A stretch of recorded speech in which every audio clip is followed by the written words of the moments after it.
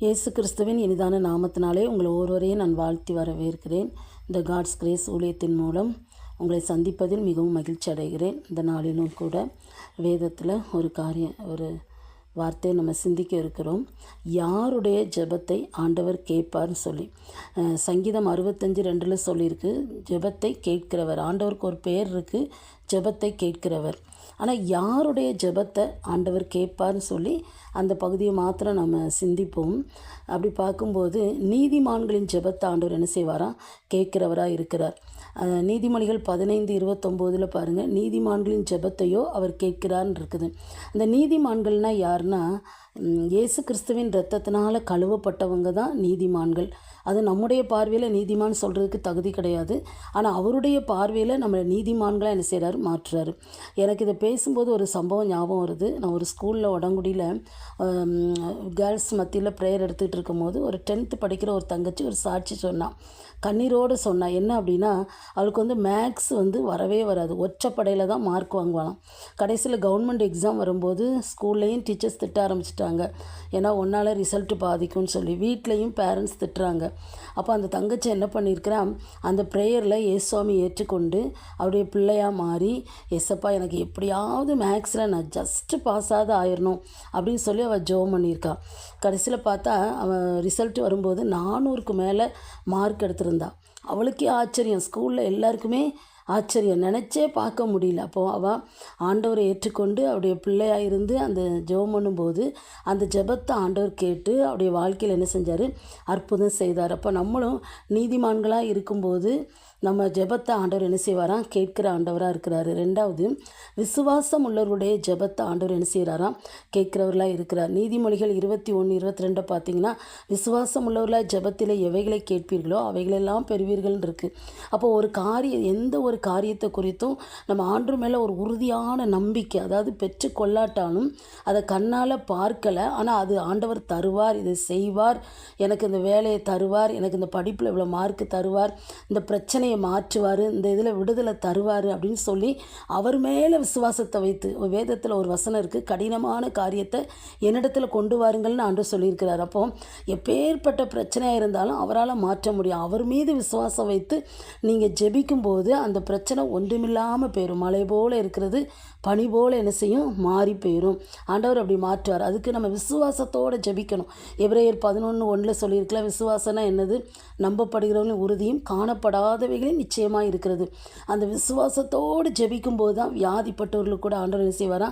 சுகம் தருவார், அற்புதம் செய்கிறவராக இருக்கிறாரு. 3வதா, திக்கற்றவர்களுடைய ஜெபத்தை என்ன செய்வாராம்? கேட்கிற ஆண்டவராக இருக்கிறாரு. திக்கற்றவங்கன்னா யார்? வேதத்தில் ஒரு வசனம் இருக்குது, திக்கற்றவர்களுக்கு நான் தகப்பனாக இருக்கிறேன்னு சொல்கிறாரு. திக்கற்ற பிள்ளைகளுக்கு தகப்பன்னு சொல்லி, திக்கற்றவருடைய ஜெபத்தை அலட்சியம் பண்ணாமல் அவர்கள் விண்ணப்பத்தை அங்கீகரிப்பான்னு சொல்லி வேத வசனம் சொல்லுது. சங்கீதம் 102:16 நீங்கள் வாசிக்கும்போது அந்த திக்கற்ற பிள்ளைகள் ஜெபிக்கும்போது அவங்களுடைய ஜெபத்தை ஆண்டவர் என்ன செய்ய மாட்டாராம்? அலட்சியம் பண்ணாமல் அவங்க விண்ணப்பத்தை அங்கீகரிப்பாராம். நிறைய பேர் சொல்லுவாங்க, எனக்கு யாருமே இல்லை அப்படின்னு சொல்லி. சில நினைப்பாங்க, இவங்களுக்கு யாருமே இல்லை, இவங்களை அடித்தா கூட கேட்குறதுக்கு ஆள் இல்லை, இவங்களை என்னதுனாலும் பேசலாம், அவங்க காரியத்தை அபகரிக்கிறது, சில வீட்டை அபகரிக்கிறது, பணத்தை அபகரிக்கிறது, நிலத்தை அபகரிக்கிறது. ஏன்னா அவங்களுக்கு யாருமே கேட்குறதுக்கு நாதியே இல்லைன்னு சொல்லுவாங்களே, எனக்கு யாருமே இல்லை அப்படின்னு நினைப்போம். சிலர் அப்படி செய்து அவங்களுக்கு விரோதமாக என்ன செய்வாங்க. அப்படிப்பட்டவர்களுடைய ஜெபத்தை ஆண்டவர் என்ன செய்வாராம்? கேட்பார். நீங்கள் வேதத்தில் கூட யோவான் எழுதின சுவிசேஷம் 5:38 5ஆம் அதிகாரத்தில் பார்த்தீங்கன்னா, 38 வருஷம் வியாதிப்பட்ட ஒரு மனுஷன் இருந்தார். அவன் அதான் சொன்னார் ஆண்டவர் அவனை தேடி சுகமாக்க வரும்போது, என்னை குளத்தில் கொண்டு போய் விடுறதுக்கு யாருமே இல்லை அப்படின்னு சொல்கிறாரு. நம்ம என்னைக்கு யாருமே இல்லைன்னு நினைக்கிறோமோ அந்த இடத்துல இயேசு நமக்காக இருப்பார். எந்த பகுதியில் யார் இல்லை? உங்கள் தாய் இல்லையா? தகப்பன் இல்லையா? சகோதரன் இல்லையா? யார் இல்லை? எந்த காரியத்தில் உதவி செய்ய அந்த இடத்துல இயேசு கிறிஸ்து அப்படிப்பட்ட பிள்ளைகளுக்கு இருந்து உதவி செய்கிறவராக இருக்கிறார். அப்படிப்பட்டவருடைய கூப்பிடுதலை கேட்டு ஆண்டவர் என்ன செய்வாராம்? பதில் கொடுக்கிறவராக இருக்கிறார். அடுத்து 4வதா, அந்தரங்கத்தில் நம்ம ஒருத்தங்க ஜெபிக்கும்போது அந்த ஜெபத்தை கேட்டு ஆண்டவர் என்ன செய்வாராம்? பதில் கொடுக்கிறவராக இருக்கிறார். மத்தேயு எழுதின சுவிசேஷம் 6ஆம் அதிகாரம் 6ஆம் வசனம் பாருங்கள், நீயோ ஜெபம் பண்ணும்போது உன் அறை வீட்டுக்குள் பிரவேசித்து உன் கதவை பூட்டி அந்தரங்கத்தில் இருக்கிற உன் பிதாவை நோக்கி ஜெபம் பண்ணு. அப்பொழுது அந்தரங்கத்தில் பார்க்கிற உன் பிதா வெளியரங்கமாக என்ன செய்வாராம்? பலன் கொடுப்பான்னு இருக்கு. நம்ம நம்ம அந்தரங்கத்தில் சில காரியத்தை மனுஷரிடத்துல சொல்ல முடியாது, சில பிரச்சனைகளை சொல்ல முடியாது, சொன்னால் நிந்திப்பாங்க. சில காரியத்தை குறித்து கேட்டுட்டு நான் இன்னொருத்தங்கிட்ட போய் சொல்லுவாங்க. மனுஷர்கிட்ட சொன்னால் கண்டிப்பாக யார்கிட்டையும் என்ன செய்வாங்க, சொல்லுவாங்க. ஆனால் ஆண்டவர்கிட்ட நீங்கள் ஒரு பிரச்சனையை சொன்னீங்கன்னா அவர் யார்கிட்டையும் சொல்லவே மாட்டார். நம்முடைய கஷ்டங்களை, நம்முடைய பிரச்சனைகளை, நம்முடைய வேதனைகளை புரிந்து கொள்கிற ஒரே ஆள் இயேசு கிறிஸ்து மட்டும்தான்.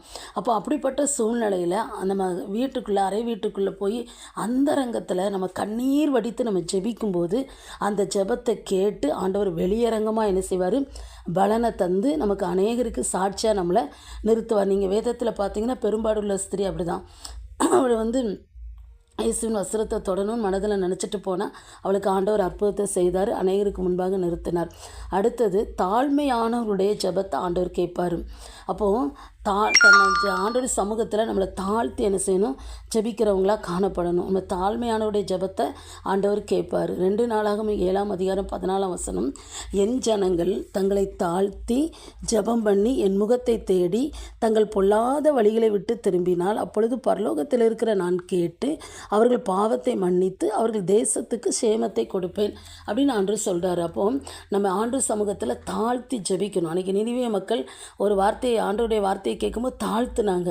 அதே மாதிரி மனாசேங்கிற ராஜா தன்னை என்ன செஞ்சான், தாழ்த்தி ஜெபித்தான். அப்போது தாழ்மை உள்ளவர்களுக்கு தான் ஆண்டவர் இறங்குறவர். அப்போது தாழ்த்தி ஜெபிக்கும்போது ஆண்டவர் அவங்களுக்கு என்ன செய்கிறார், அந்த ஜெபத்தை கேட்குறவராக இருக்கிறாரு. ஆயக்காரன் தன்னை தாழ்த்தும் போது ஆண்டவர் ஜெபத்தை கேட்குறாரு. என்றைக்கும் தேவ சமூகத்தில் நம்ம தாழ்த்தி என்ன செய்யணும், ஜெபிக்கிறவங்களாக இருக்கணும்.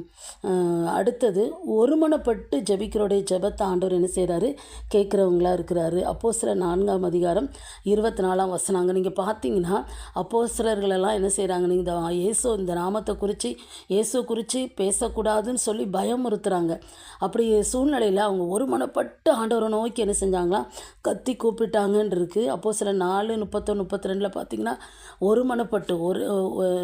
ஒருமனப்பட்டு அவங்க என்ன செஞ்சாங்க, ஒரே மனமும் ஒரே இருதயம் உள்ளவங்கள அவங்க என்ன செஞ்சாங்க, ஆண்டவர் சமூகத்தில் என்ன செஞ்சாங்க, ஜெபித்தாங்கன்னு வேதவசனம் சொல்லுது. 2 பேர் பூமியில் ஒருமனப்பட்டு ஜெபிக்கும்போது அந்த ஜெபத்தை கேட்டு பிதாவானவர் பதில் தருவார்னு சொல்லி வேதவசனம் சொல்லுது. அப்போ ஒரு ஜெபத்தில் ஒரு மனம் ரொம்ப ரொம்ப முக்கியம். 2 பேர் ஜெபித்தாலும் சரி, 2000 பேர் ஜெபித்தாலும் சரி, ஒரு மனம், அந்த ஒரு மனதோடு நம்ம ஜெபிக்கும்போது அந்த ஜெபம் அப்படியே கேட்கப்பட்டு ஆண்டவர் என்ன செய்வாரா, பதில் தருகிற ஆண்டவராக இருக்கிறார். ஒரு மனதோடு ஜெபிக்கும்போது அந்த இடம் அசைந்ததுன்னு வேதத்தில் என்ன செஞ்சுருக்கு, சொல்லப்பட்டிருக்குது. அப்படி ஜெபிக்கும்போது ஆண்டவர் நம்முடைய ஜெபத்தை கேட்கிறவராக இருக்கிறார். அந்த வார்த்தையை கேட்குற நீங்கள் யாரானாலும் சரி, எந்த ஒரு காரியத்திலையும் எனக்கு யாருமே இல்லைன்னு நினைக்கிறீங்களா, அந்த காரியத்தில் யார் எனக்கு உதவி செய்வா, எனக்கு இந்த காரியத்தில் எவ்வளோ வருடங்களாக நான் ஜெபிச்சுக்கிட்டே இருக்கிறேன் அப்படின்னு நினைக்கிறீங்களா, உங்கள்கிட்ட நம்ம ஆண்டவர் சமூகத்தில் நம்மளை தாழ்த்தி ஆண்டோடைய முகத்தை நோக்கி நம்ம பார்க்கும்போது நிச்சயமாக ஆண்டவர் உங்களுடைய ஜெபத்தை கேட்டு பெரிய காரியங்களை என்ன செய்வார், செய்கிற ஆண்டவராக என்ன செய்கிறாரு, இருக்கிறாரு. அப்படி நம்ம கண்களை மூடி நம்ம ஜெபம் பண்ணலாமா? எங்களை நேசிக்கிற நல்ல தகப்பனே, இந்த நாளிலும் கூட ஆண்டவரே நம்முடைய வார்த்தையை கேட்ட ஒவ்வொரு பிள்ளைகளையும் கர்த்தர் ஆசீர்வதிக்கும்படியாக நாங்கள் ஜெபிக்கிறப்பா. அவர்களுடைய சமூகத்தில் ஜெபிக்கிற ஜெபத்தை கேட்டு பெரிய காரியங்களை செய்யுங்கப்பா. ஆண்டவரே, எந்த ஒரு காரியத்தை வேண்டிக் கொள்ளும் போதும் அது குறித்த ஒரு விசுவாசத்தை அவங்களுக்குள்ளே கொடுக்கும்படியாக நாங்கள் ஜெபிக்கிறப்பா. அந்தரங்கத்தில் எத்தனையோ பிள்ளைங்க கண்ணீர் வடிக்கிறாங்கப்பா, வெளியே சொல்ல முடியாத ஒரு பிரச்சனையோடு இருக்கலாம்ப்பா. அப்படிப்பட்ட பிள்ளைகளுக்கு கூட நீங்கள் மனமிறங்கி உதவி செய்யும்படியாக நாங்கள் ஜெபிக்கிற ஆண்டவரே. ஏசப்பா, நீங்கள் உதவி செய்யுங்க, ஒரு அற்புதத்தை செய்யுங்கப்பா. ஆண்டவரே, ஒரு விடுதலை நீங்கள் கொடுத்து அவர்களை ஆசீர்வதிங்க, அநேகருக்கு முன்பதாக சாட்சியாக நிறுத்தும்படியாக நாங்கள் ஜெபிக்கிறோம்ப்பா. உடைய கரத்தில் நாங்கள் ஒப்பு கொடுத்து ஜெபிக்கிறோம்ப்பா. இதற்கு வார்த்தையை கேட்ட ஒவ்வொருவரையும் அர்ப்பணித்து ஜெபிக்கிறோம். ஆசீர்வதிங்க, இயேசுவின் நாமத்தை ஜெபிக்கிறோம் நல்ல பிதாவே.